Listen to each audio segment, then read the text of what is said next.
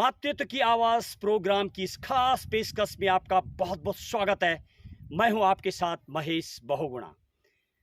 Career counsellor की vacancy एवं appointment पर मेरी विशेष कवरेज। जहां तक मैं भारत सरकार और राज्य सरकारों की बात करूं, राज्य सरकार और भारत सरकार को चाहिए तमाम स्कूल कॉलेज से लेके तमाम जगह पर जिस तरीके से पीटीआई की वैकेंसी और भर्ती हुआ करती थी, उसी तरीके से तमाम कॉलेज स्कूल के लिए कैरियर काउंसलर नियुक्त होना चाहिए, ताकि आज का जो वर्तमान प्रतियोगिता परीक्षाओं का जो प्रवेश है और विद्यार्थियों को प्राइम लेवल से ही कॉम्पिटिटिव के बारे में जानकारी मिले, कॉम्पिटिटिव में एग्ज़ाम में बैठने की जानकारी मिले, चाहे वो एनडीए एग्ज़ाम हो, एनआईटी हो, यूपीएससी, सीएससी, बैंकिंग एग्ज़ाम, तमाम की जानकारी हो। और सरकार को चाहिए प्रत्येक स्कूल में काउंसलर जब नियुक्त होगा तो कई वैकेंसियाँ भी क्रिएट होंगी। जहाँ तक मैं शिक्षा क्रांति की बात करूँ, शिक्षा की बात करूँ, शायद सरकारों जब भी वर्तमान में प्रतियोगिता परीक्षाएं यानी जो कॉम्पिटिटिव एग्ज़ाम हैं वो एकेडमिक से पूरी तरीके से भिन्न है। और ऐसा लगता है मानो मोस्ट ऑफ द एग्ज़ाम पे लगभग 52% से ज़्यादा क्वेश्चंस करंट अफेयर के आते हैं। कैरियर काउंसलर वही भूमिका जिस तरीके से एक पीटीआई बीपीएड करके जाते थे, ऐसे 9 मंथ का एक कैरियर काउंसलिंग ट्रेनिंग हो, जिसमें छात्रों को मिले विस्तृत जानकारी और रीजनिंग, जीके, करंट अफेयर्स, तमाम चीज़ें पढ़ाई जाए, ताकि विद्यार्थी आगे चल करके उसे ज़्यादा कोचिंगों में ना भटकना पड़े, उसको नॉलेज मिले, चाहे वो ज्योग्राफी का नॉलेज हो, हिस्ट्री का हो, मैथ का हो। लाखों वैकेंसी भी क्रिएट होंगी। और जो हमारी शिक्षा की यदि मैं बात करूँ, वर्तमान में प्रणाली जो हमारे अभी है वो कॉम्पिटिटिव से पूरी तरीके यानी मुश्किल से शायद 20 to 24% के लगभग ही जो लड़का 12th या ग्रेजुएशन तक पढ़ता है वो कॉम्पिटिटिव में आता है।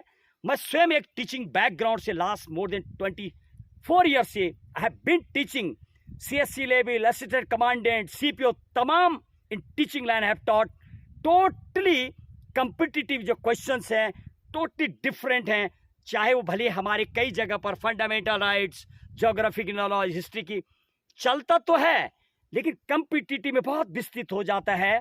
और तारीफ करूंगा कांग्रेस सरकार की, जब केंद्र में कपिल सिब्बल शिक्षा मंत्री थे, उनके द्वारा अच्छा प्रयास किया।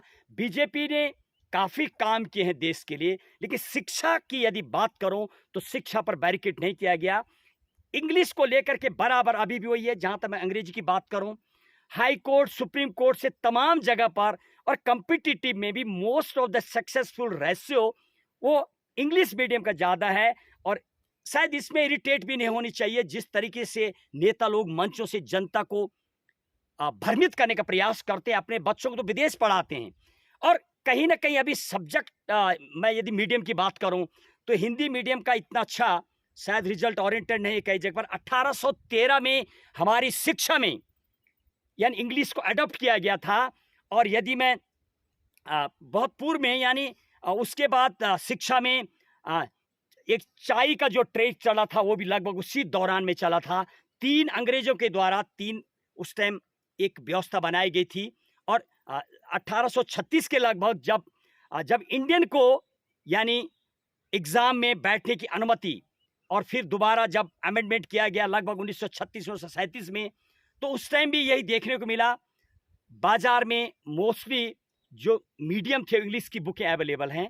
तो इसलिए सरकार को चाहिए कैरियर काउंसलर हो, लड़का मजबूत बने, कॉम्पिटिटिव के बारे में जाने, एक कैरियर काउंसलर नियुक्त हो, तमाम स्कूल पर लाखों को जॉब भी मिलेगा, बच्चों को नॉलेज मिलेगा, कॉम्पिटिटिव में वो मजबूत होंगे और एग्ज़ाम निकल पाएंगे। देखिए, आज मेरी भारत सरकार एवं केंद्र सरकार से लेकर राज्य सरकारों के तमाम स्कूल कॉलेजों में कैरियर काउंसलर की अपॉइंटमेंट और वैकेंसी निकाले जाने पर मेरी ये विशेष कवरेज।